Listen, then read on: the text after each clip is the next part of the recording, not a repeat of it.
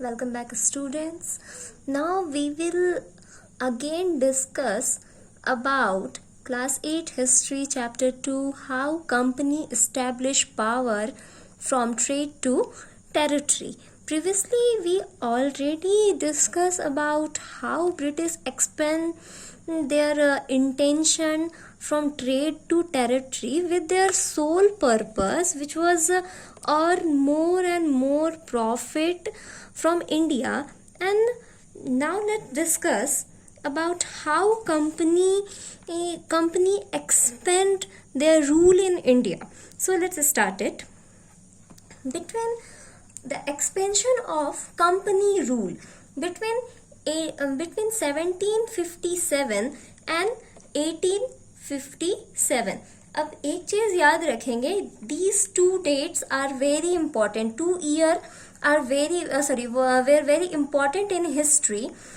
In 1757 British fought Battle of Plassey and they won it.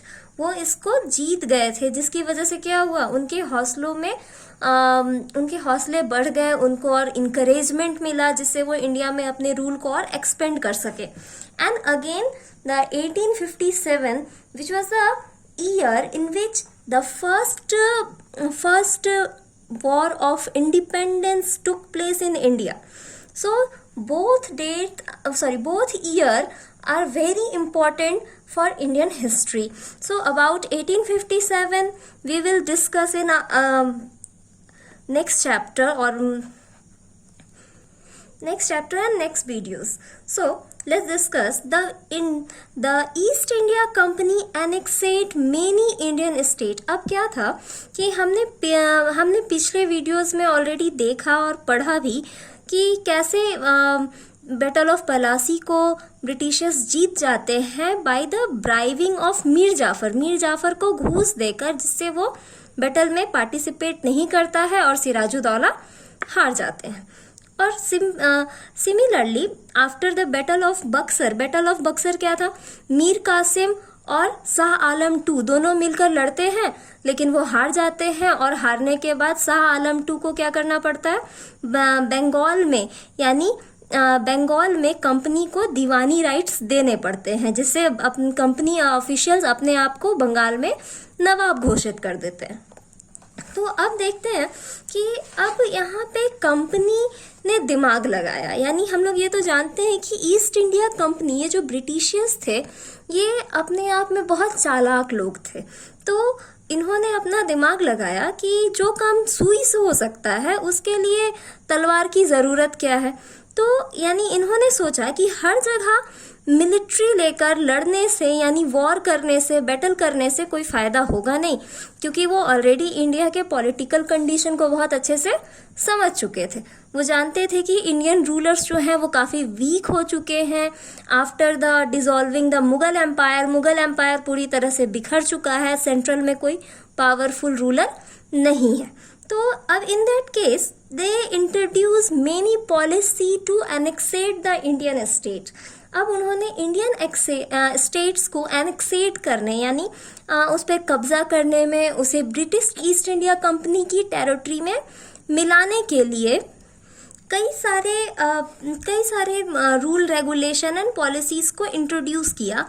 तो आज इनमें से ही एक पॉलिसी के बारे में हम लोग पढ़ेंगे, जो कि है सब्सिडरी अलायंस.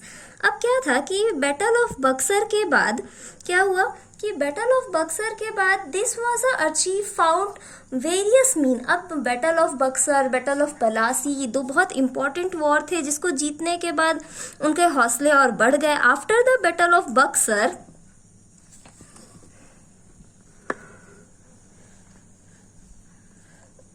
इन 1754, अब बैटल ऑफ बक्सर जीतने के बाद इन्होंने प्लान किया कि क्यों ना इंडियन स्टेट में कुछ रेसिडेंट्स को रख दिया जाए. रेसिडेंट्स मीन्स यानी इन्होंने जो स्टेट जहाँ से ये लोग ट्रेड कर रहे थे, उस जगह पे उन्होंने परमिशन ली कि हमारे कुछ लोग जो है आपके राज्य में रहेंगे. और ये जो रेसिडेंट थे, इनका काम सिर्फ ट्रेड करना नहीं था, ये ट्रेड से कहीं ज़्यादा कुछ करते थे. ये करते क्या थे, ये रूलर की यानी राजा की सारी एक्टिविटी पे नज़र रखते थे. और जैसे ही उनको लगता था कि अब ये रूलर जो है वो काफ़ी वीक हो रहा है, इसका जो एडमिनिस्ट्रेशन है वो वीक हो रहा है, और कंपनी के ऑफिशियल फिर इसी बात का फ़ायदा उठाते थे और उनके इंटरनल अफेयर्स में काफ़ी ज़्यादा इंटरेस्ट लेते हुए धीरे धीरे स्टेट को एनेक्सेट करना स्टार्ट करते थे और उनको इंट्रोड्यूस करते थे with the subsidiary alliance. So, the residents were appointed by the company in Indian state. Their job was further interest of the company. इनका काम क्या था? कंपनी के लिए काम करना. And interfere in internal affair of the state. और state के internal affairs में interfere कर देना, यानी उनमें दिलचस्पी लेना, ये जानना कि राजा कब कमज़ोर हो रहा है. जैसे ही राजा कमज़ोर होता, ये इस ब्रिटिश ईस्ट इंडिया कंपनी इसका फ़ायदा उठाती और उस राज्य को ब्रिटिश ईस्ट इंडिया कंपनी में मिला लिया जाता. अब देखते हैं कि सब्सिडरी अलायंस क्या था. इन 1798 फ्रॉम 1805 रिचर्ड वेलेस्ली, जो कि उस वक्त ब्रिटिश ईस्ट इंडिया कंपनी का इंडिया में गवर्नर जनरल था, तो उन्होंने एक पॉलिसी इंट्रोड्यूस की जिसका नाम था सब्सिडरी अलायंस. अब ये सब्सिडरी अलायंस क्या था? जैसा कि नाम से ही पता चल रहा है, सब्सिडी यानी पैसे लेना. यानी अब क्या करते थे कि जो वीक होने वाली जो स्टेट्स होते थे, तो उसमें कंपनी एक उनके साथ अलायंस करती थी, एक समझौता करती थी, जिसमें करना क्या होता था, जो राजा होता था उसको कहा जाता था कि आप अपनी आर्मी मेंटेन नहीं करेंगे, यानी आप किसी भी तरीके का आर्म फोर्स अपने पास नहीं रखेंगे, आर्मी को मेंटेन नहीं करेंगे. तो अब इसके दो एक्सपेक्ट थे, पॉजिटिव और नेगेटिव. तो उस वक्त इंडियन रूलर ने सोचा कि वो काफ़ी ज़्यादा मजबूत नहीं है, तो वो आर्मी को मेंटेन नहीं कर पाएंगे, या आर्मी को मेंटेन करने में बहुत ज़्यादा खर्चा है, बहुत सारी प्रॉब्लम्स थी. तो उन सबसे अच्छा है कि कंपनी को ही आर्मी मेंटेन करने दिया जाए. तो अब इससे क्या होता कि कंपनी को अब कंपनी के भी अपने बेनिफिट्स थे. कंपनी का बेनिफिट क्या था कि पहले तो वो ऑलरेडी उनको दीवानी राइट्स मिल चुके थे, जिससे एडमिनिस्ट्रेटिव राइट थे बंगाल में. अब क्या था कि कंपनी इंडिया से ही रेवेन्यू वसूल करती, रेवेन्यू ले रही थी, टैक्स ले रही थी, और उन्हीं टैक्स के पैसों से इंडिया से ही रॉ मटेरियल खरीद के ब्रिटेन के मार्केट में बेच रही थी. यानी इंडिया के पैसों से ही कंपनी ब्रिटेन में प्रॉफिट कमा रही थी. अब यहाँ क्या था कि अब कंपनी को लगा कि यहाँ पे ज़रूरी नहीं है कि कभी कभी उन्हें आर्मी की भी ज़रूरत पड़ सकती है. सिर्फ बातचीत करने से काम नहीं चलेगा, या सिर्फ डिप्लोमेटिक पॉलिसीज़ बनाने से काम नहीं चलेगा, तो आर्मी मेंटेन करनी थी. तो कंपनी का फ़ायदा ये था कि राजा के पैसों से, यानी ये जो सब्सिडरी अलायंस था, इसमें कहा गया कि राजा को अपनी आर्मी मेंटेन नहीं करनी, आर्मी नहीं रखनी किसी भी तरह की. और तो यहाँ इंडियन राजाओं ने कहा कि अब हम क्या करेंगे, तो अगर हमारे ऊपर कोई अटैक करता है तो हम आर्मी कहाँ से लाएंगे अगर हम आर्मी नहीं रखेंगे. तो अब यहाँ पे ब्रिटिशर्स ने कहा कि चलिए ठीक है, हम आपको सेफ्टी देंगे, यानी आपकी सेफ्टी की रिस्पॉन्सिबिलिटी किसकी हो गई? ब्रिटिश ईस्ट इंडिया कंपनी की. यानी कंपनी उन राजाओं को सिक्योरिटी देगी, अपनी आर्मी देगी, यानी अपनी आर्मी मेंटेन करेगी, और उसके बदले में एज अ सिक्योरिटी मनी जो राज्य है, जो स्टेट है, वो ब्रिटिश ईस्ट इंडिया कंपनी को उसका पेमेंट करेंगे, यानी उसे कुछ पैसे देंगे. तो यही था सब्सिडरी अलायंस. तो अब स्टेट का फ़ायदा यही था कि उनको आर्मी मेंटेन करने में ज़्यादा प्रॉब्लम नहीं होती, वो कई सारी. तो अब कंपनी का फ़ायदा था, अब इसमें कंपनी का फ़ायदा यही था कि कंपनी को बिना किसी खर्च के इंडिया में अपनी आर्मी को डेवलप करने का मौका मिल गया, क्योंकि उस आर्मी को डेवलप करने के लिए पैसा कौन दे रहा था? राज्य दे रहे थे, यानी जिनको वो सिक्योरिटी दे रहे थे वो दे रहे थे. तो so according to this term alliance, the company force were deployed for security the state was not allowed to have in its independence armed force, यानी उनको आर्म फोर्स रखने की ज़रूरत नहीं थी, डेवलप करना ही नहीं था, और उसके बदले में हैड टू पे the company for the upkeep for subsidiary force, यानी एक सब्सिडरी फोर्स के लिए, यानी उनकी सुरक्षा के लिए जो फोर्स कंपनी देगी, वहाँ जो कंपनी आर्मी मेंटेन करेगी, उसका टोटल मेंटेनेंस चार्ज जो है वो किसको देना होगा? राज्यों को देना होगा। अब देखो यहाँ पे क्या हुआ कि कंपनी अपनी डिप्लोमेसी पॉलिसीज को पूरी तरह से अप्लाई कर देती है, और फिर से कंपनी ने यहाँ चालाकी दिखाई कि अब क्या था कि उन्हें इंडिया में अपनी टेरिटरी को डेवलप करने के लिए कंपनी का, यानी ईस्ट इंडिया कंपनी का 1 रुपया भी खर्च नहीं करना पड़ा, क्योंकि पहले तो ऑलरेडी वो इंडिया से टैक्स वसूल रहे थे, फिर उसी से ट्रेड कर रहे थे, और फिर यहाँ पे क्या हुआ, राजा के पैसे से, यानी जो नवाब है या निज़ाम है या जो उस पार्टिकुलर स्टेट का एडमिनिस्ट्रेटिव है सॉरी उसके ही पैसे से ये क्या कर रहे थे, अपनी आर्मी ट्रूप्स को भी मेंटेन करना स्टार्ट कर दिया इन्होंने। बट अब यहाँ पे एक क्वेश्चन आता है कि राजा जब तक पेमेंट कर रहा था तब तक तो ठीक है, लेकिन तब क्या होगा जब राजा या जो निज़ाम है या जो नवाब है, जो एडमिनिस्ट्रेटर है, वो पैसा पे नहीं कर पाएगा। If the state fail to make the payment, the part of territory was taken over by the company as a penalty.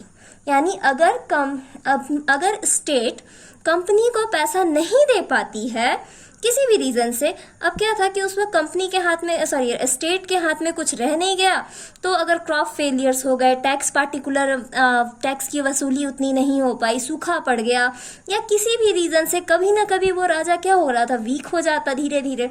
तो जब वो वीक हो जाएगा तो डेफिनेटली वो पेमेंट कर नहीं पाएगा। जब पैसे नहीं दे पाएगा तो क्या होगा? इन दैट केस उसकी टेरिटरी का, यानी उसके राज्य का एक पार्ट, यानी उसके राज्य का कोई एक पार्ट जो है किसको मिल जाएगा? ईस्ट इंडिया कंपनी को। अब क्या था, इस तरह से कंपनी ने कई सारे राज्यों को एनेक्सेट कर लिया, कई सारे स्टेट को ब्रिटिश ईस्ट इंडिया कंपनी में मिला लिया, जिसका एग्जाम्पल हम लोग देख सकते हैं। In 1801 nawab of Awadh had to be given over half of his territory to the company. Awadh के जो नवाब थे उनको अपने राज्य का पूरा आधा हिस्सा कंपनी को एज अ पेनल्टी देना पड़ा, यानी आधा हिस्सा बिना लड़ाई किए, बिना कुछ किए कंपनी के अंदर आ गया। सिमिलरली हैदराबाद का भी वही हाल हुआ। Hyderabad also had give a part of the its territory according to this rule. इसके अलावा भी कंपनी ने कई सारी पॉलिसीज को इंट्रोड्यूस किया, जैसे after Lord Wellesley, Lord Dalhousie came in India and he introduce the doctrine of lapse. So अब हम डॉक्ट्रिन ऑफ लैप्स के बारे में आने वाले वीडियोस में पढ़ेंगे। सो let's talk about the quick fact which is given in your book. The Haider Ali. अब देखते हैं कि अब ये तो बात थी पॉलिसीज़ की, जहाँ कंपनी को डायरेक्टली मिलिट्री एक्सपेंशन नहीं करना पड़ा, डायरेक्टली लड़ाई नहीं करनी पड़ी। लेकिन ऐसा सब जगह नहीं था। जैसे हम लोग प्रीवियसली भी देखे हैं कि बैटल ऑफ पलासी, उसके बाद बैटल ऑफ बक्सर, कंपनी को लड़ाई करनी पड़ी इंडिया में, स्ट्रगल करना पड़ा। तो सिमिलरली उनको और भी कुछ जगहों पे इसी तरह का वॉर स्ट्रगल करना पड़ा, which was in the southern state of India which is known as the Mysore. So देखते हैं, Hyder Ali the ruler of Mysore commissioned the building of Lal Bagh botanical garden Bangalore in 1760। अब हैदर अली जो कि मैसूर के शासक थे, उन्होंने लाल बाग बॉटनिकल गार्डन बेंगलोर में बनवाने की शुरुआत की इन 1760 में। However it was his son Tipu. अब क्या था, उनके बाद टीपू सुल्तान जो कि उनके थ्रोन यानी गद्दी पर बैठा, उसने इसे कंप्लीट करवाया। Haider Ali decided to create this garden on line of Mughal garden that were popular during this time.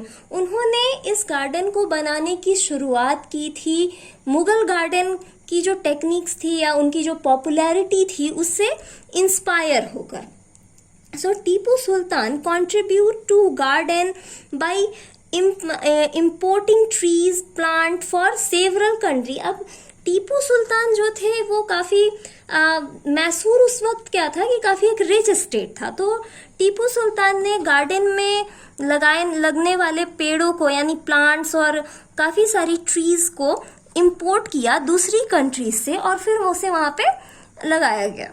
Over the year, it acquired the subcontinent largest collection of rare plant।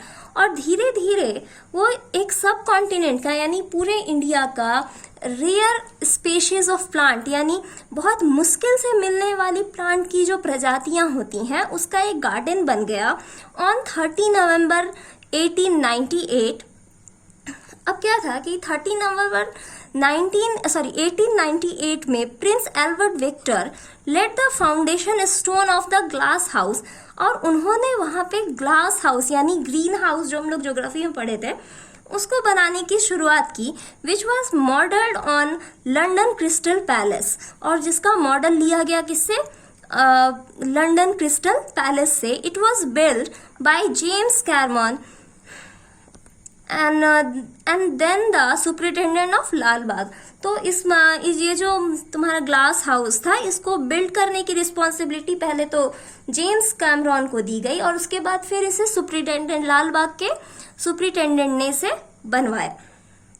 सो देखते हैं what is the story of the tiger of miss Mysore Tipu Sultan. सबसे पहले मैसूर के जो शासक थे उनका नाम था हैदर अली। अब बात करें मैसूर की तो टीपू सुल्तान जिसके जो काफ़ी फेमस रूलर थे मैसूर के, उनसे पहले हैदर अली जो कि उनके फादर थे वो मैसूर के रूलर थे, और उनसे पहले वोडियार डायनेस्टी के लोग वहाँ के रूलर थे जिनको हटा करके हैदर अली ने अपने आप वो जो मैसूर का पूरा एरिया था उसको एस्टेब्लिश किया था। So at the time company look direct military action, क्योंकि अब क्या था इस समय कंपनी को डायरेक्ट मिलिट्री एक्शन करना पड़ा because it felt there was a threat to economic and political interest, क्योंकि उन्हें लग रहा था कि जिस हिसाब से मैसूर के जो शासक है वहाँ के जो रूलर है वो जितने स्ट्रांग है वो उनके लिए इकोनॉमिकली और पॉलिटिकली खतरा बन सकते हैं, इसलिए अब यहाँ पे कंपनी को डायरेक्ट मिलिट्री एक्सपेंशन करना पड़ा। So this was a reason for confrontation with Mysore. अब ये रीज़न था कि मैसूर के साथ कंपनी की लड़ाई शुरू हो गई। चलो अब देखते हैं कि मैसूर कहाँ है। इंडिया के साउदर्न पार्ट में ये जो एरिया है ये मैसूर कहा जाता है, जो कि प्रेजेंटली कर्नाटक में है, और इसके सामने का coast we know that this is the Malabar coast, जो कि इकोनॉमिकली ट्रेड के व्यू से काफ़ी रिच था उस समय। So Mysore was a strong regional kingdom which had seen powerful ruler like Hyder Ali from 1761 to 1782, यानी 1761 से लेकर के 1782 तक हैदर अली ने यहाँ पे शासन किया। एंड हिज सन, और उसके बाद उसके बेटे यानी टीपू सुल्तान ने हैदर अली के मरने के बाद 1782 से 1799 तक, जब तक कि टीपू सुल्तान की डेथ नहीं हो जाती है लड़ते लड़ते अंग्रेजों से, 99 तक मैसूर पे शासन किया। The kingdom of Mysore control the spice trade on the Malabar coast. अब ये जो मैसूर का जो किंगडम था मैसूर का, ये कहाँ बसा हुआ था, मालाबार कोस्ट पे, जहाँ से स्पाइस और काफ़ी सारी चीज़ों का ट्रेड किया जाता था। So the Tipu Sultan develop the close tie with the French. अब क्या था कि जैसे ईस्ट इंडिया कंपनी जो कि ब्रिटेन की कंपनी थी वो इंडिया आई थी, तो similarly French east India company भी आई थी। तो फ्रेंच ईस्ट इंडिया कंपनी जो थी, जो टीपू सुल्तान थे वो काफ़ी प्रभावित थे फ्रेंच रेवोल्यूशन से और वहाँ की चीज़ों से, और उनकी काफ़ी अच्छी दोस्ती थी फ्रेंच लोगों के साथ, यानी फ्रेंच ईस्ट इंडिया कंपनीज के साथ। तो अब क्या था कि मॉडर्नाइज हिज आर्मी। अब फ्रेंच ने क्या किया, ट्रेड के बदले वहाँ की आर्मी को मॉडर्नाइज करने में काफ़ी सारी हेल्प की। And he also stop the, अब ये जो टीपू सुल्तान थे तो ये काफ़ी फ्रेंच ईस्ट इंडिया कंपनी से और फ्रांस के लोगों से काफ़ी इनकी अच्छी दोस्ती थी और काफ़ी प्रभावित भी थे। So he also stop the export of sandalwood, pepper, cardamom through his port in 1785. He directed local merchant not to trade with the company. तो अब इन्होंने क्या किया कि ईस्ट इंडिया कंपनी को डायरेक्टली मना कर दिया कि अब आप मेरे कोस्ट से यानी मालाबार कोस्ट से जो सैंडल, पेपर, कार्डेमम इन सब की जो ट्रेडिंग करते थे अब आप ये नहीं कर सकते हैं। वहाँ के मैसूर के जो लोकल मर्चेंट्स थे उनको भी मना कर दिया कि नहीं, आपको अब कंपनी के साथ कोई ट्रेड नहीं करना है। तो इसका दो रीज़न था। पहला तो ये क्योंकि फ्रेंच इनके बहुत अच्छे दोस्त थे, काफ़ी अच्छी फ्रेंडशिप थी इनके बीच, सब कुछ बहुत अच्छा था। तो उनके ये में आकर ताकि उनको फ़ायदा हो सके, फ्रेंच ईस्ट इंडिया कंपनी को फ़ायदा हो सके, उस इन्फ्लुएंस में आकर इन्होंने मना कर दिया। दूसरी ये भी बात थी कि Tipu Sultan British east India company की जो इंटेंशंस थी, जो उनका एम था, वो उसे समझ चुके थे कि वो कैसे धीरे धीरे इंडिया के स्टेट को अपने ईस्ट इंडिया कंपनी में एनेक्सेट करने की कोशिश करते हैं, कैसे वो ट्रेड के बहाने पॉलिटिकल अफेयर्स में इंटरफेयर करने की कोशिश करते हैं। सो उन्होंने डायरेक्टली मना कर दिया कि नहीं, अब आप हमारे यहाँ से कोई भी ट्रेडिंग नहीं कर सकते हैं, और ब्रिटिश ईस्ट इंडिया कंपनी की जगह अब वो फ्रेंच ईस्ट इंडिया कंपनी के साथ ट्रेड करेंगे। सो अब ये जो बात थी डेफिनेटली कंपनी को तो अच्छी लगनी नहीं थी, तो कंपनी को ये बात अच्छी नहीं लगी। So the company saw the Haider Ali Tipu Sultan as a dangerous ruler who had to be defeated, यानी उनको लगा कि टीपू सुल्तान और हैदर अली जो है उनके रास्ते में आने वाला एक बहुत बड़ा डेंजरस उनके लिए खतरा है। सो उन्होंने उनको पॉलिटिकली डेंजरस समझते हुए हराने का फैसला किया, यानी उनके साथ डायरेक्टली लड़ने का फैसला कर लिया। और एज रिजल्ट क्या हुआ, उसका रिजल्ट यही हुआ कि उस वक्त मैसूर में 4 लड़ाइयाँ लड़ी गई जो कि एंग्लो मैसूर वॉर के नाम से जानी जाती हैं।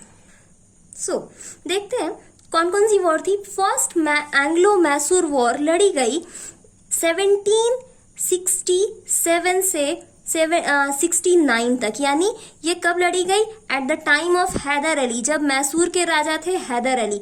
और ये भी एक रीज़न था कि टीपू सुल्तान ने अंग्रेज़ों को मैसूर से किसी भी तरह का ट्रेड करने से मना कर दिया था, क्योंकि वो पहले से जानते थे कि वो एक बार ऑलरेडी हैदर अली से लड़ चुके थे, और जिसमें हैदर अली उनसे हार गए और उनको कुछ ट्रीटी पे साइन करना पड़ा, और कुछ जगहों पे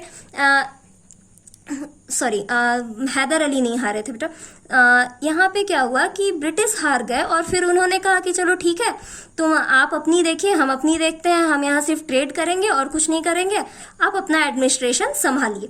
तो ये ट्रीटी यहाँ पे ख़त्म हो जाती है। फिर दूसरा एंग्लो मैसूर वॉर होता है 1780 से 84 तक। अब 1780 जब हैदर अली जिंदा थे, लेकिन 782 में, यानी 1782 में हैदर अली के मरने के बाद इस वॉर को कंप्लीट किसने किया, टीपू सुल्तान ने। यानी सेकेंड एंग्लो मैसूर वॉर में हैदर अली और टीपू सुल्तान दोनों ही कंपनी से लड़े थे, पर इस वॉर का कोई रिजल्ट नहीं आ पाया। कह सकते हैं कि ये ड्रॉ हो गया, कोई भी नहीं जीता, कोई भी हारा नहीं। तो अब फिर थर्ड मैसूर वॉर हमें एंग्लो मैसूर वॉर देखने को मिलता है इन 1790 to 92।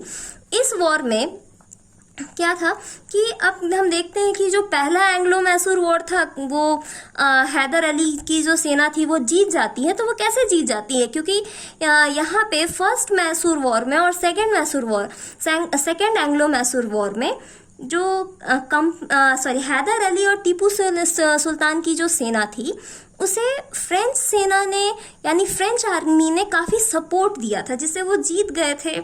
लेकिन थर्ड एंग्लो मैसूर वॉर में टीपू सुल्तान बुरी तरह से हार जाते हैं, और इस समय इनको एक ट्रीटी साइन करनी पड़ती है, जिसमें उस ट्रीटी के अंदर इनको काफ़ी सारा काफ़ी सारा पैसा देना पड़ता है, और जब वो पैसा नहीं दे पाते हैं तो उनके 2 बेटों को एज अ होस्टेज यानी बंदी बनाकर रख लिया जाता है by the British east India company. इस इमेज में हम लोग देख सकते हैं कि उनके जो 2 बेटे हैं उनको किस तरह से बंदी बना के रख लिया जाता है।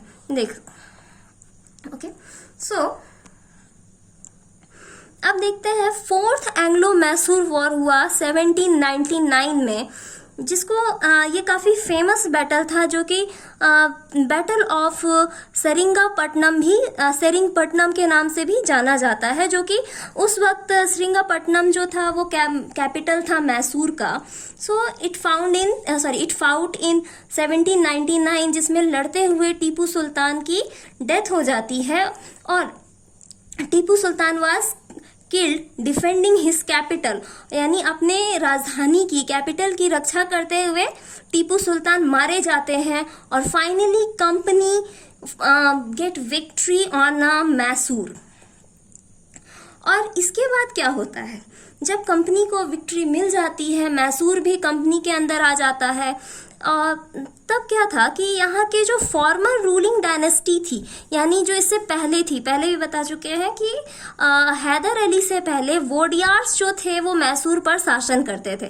तो अगेन मैसूर वोडियार्स को वहाँ पे इस्टेब्लिश कर दिया गया, उनको रिसाइन कर दिया गया, एंड देन वहाँ पे सब्सिडरी अलायंस के तहत मैसूर को भी ब्रिटिश ईस्ट इंडिया कंपनी में मिला लिया गया।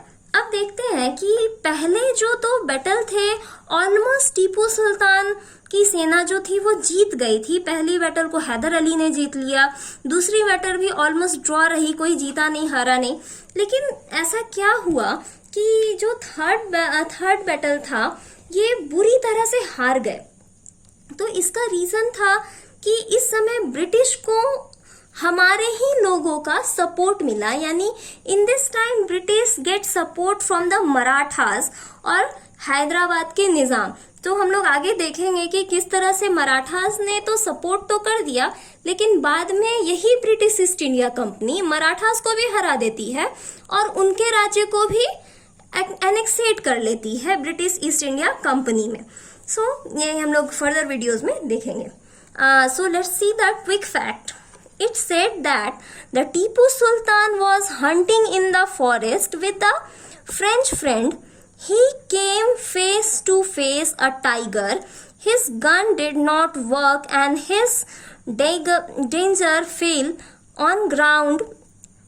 As the tiger jumped at him, he reached for the dagger and pick it up and kill the tiger and earned the name the tiger of Mysore. यानी टीपू सुल्तान जो थे, अब ये जो टीपू सुल्तान थे ये एक बार की बात है, ये हंटिंग पे निकले अपने फ्रेंच फ्रेंड के साथ। ऑब्वियसली इनकी फ्रेंच लोगों के साथ काफ़ी अच्छी बॉन्डिंग थी, काफ़ी अच्छी फ्रेंडशिप थी। तो उन्होंने एक टाइगर को देखा जो कि उनके सामने आ गया और उनकी जो बंदूक थी वो काम नहीं कर रही थी, बंदूक भी नीचे गिर गई। तो क्या हुआ, टीपू सुल्तान ने टाइगर की ओर जंप किया और उसे लड़ाई करके उसे मार दिया, और इस तरह से फ्रेंच लोगों द्वारा टीपू सुल्तान को एक नाम दिया गया, the tiger of Mysore. Okay.